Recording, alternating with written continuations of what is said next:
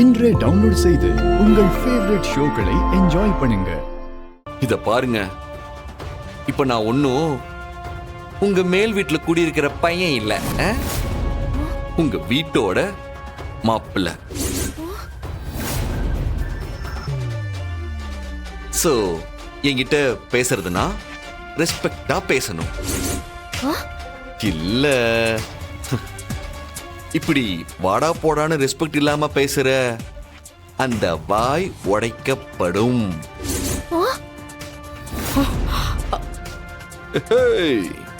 என்ன மாமியாரே, சித்திக்கிட்ட இதெல்லாம் சொல்றது இல்லையா? டேய்,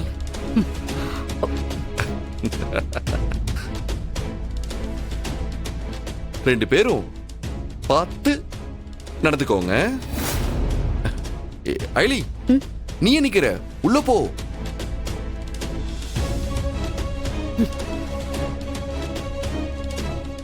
ஏய் நில்லடி, உங்களுக்குலாம் சூடு சொரணையே இல்லையா? உங்களதான் வரக்கூடாதுன்னு சொன்னல, அப்புறமும் எதுக்கு இப்ப திரும்ப வரீங்க? மரியாதையா போயிடுங்க. போக முடியாதுரே.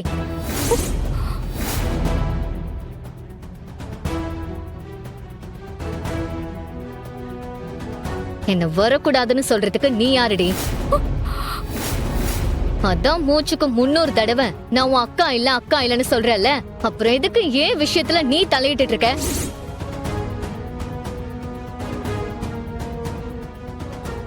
எனக்கு ரூல்ஸ் போடுறதுக்கும் அதிகாரம் பண்றதுக்கும் உனக்கு எந்த தகுதியும் இல்ல.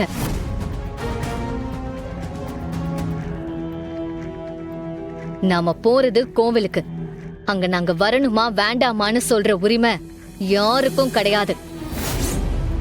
இன்னொரு தடவை அது இதுன்னு சொல்லி என்னையும் என் புருஷனையும் ஏதாவது பேசுற வேலை வச்சுக்கிட்ட உனக்கு அவ்வளவுதான் மரியாதை.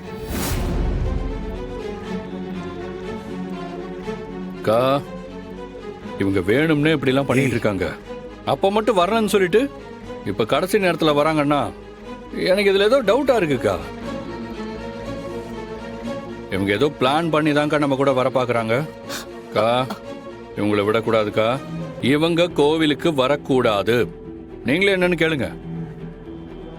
நாங்க வர்றது உனக்காக தான் ராஜா. என்ன சிவா அதெல்லாம்? என்னக்கா, நாங்க வர்றது உங்களுக்கு பிடிக்கலையா?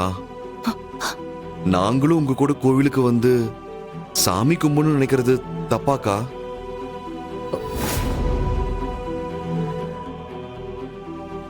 அக்கா, நாங்க உங்க கூட வர்றது உங்களுக்கு பிடிக்கலன்னா சொல்லுங்கக்கா.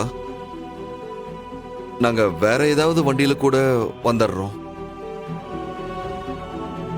அக்கா, ஆனா நாங்க கோயிலுக்கு வரக்கூடாதுன்னு மட்டும் சொல்லாதீங்கக்கா. நான் அப்படி சொல்லல சிவா. நான் அப்பவே உங்களை வரதுன்னு சொன்னேன். நீங்க தான் ஏதோ ஸ்கூல்ல ஒர்க் இருக்குன்னு வர முடியாதுன்னு சொல்லிட்டீங்க. ஆனா இப்போ திடீர்னு இப்படி வந்து நிக்கிறீங்களா? அதனாலதான் நான் கேட்டேன். அக்கா, இதுக்கு காரணம் ஐலிதான்க்கா. அக்கா, எனக்கு என்ன பத்தில எந்த கவலையும் இல்லக்கா. ஆனா ஐலி என்ன நம்பி வந்தவ.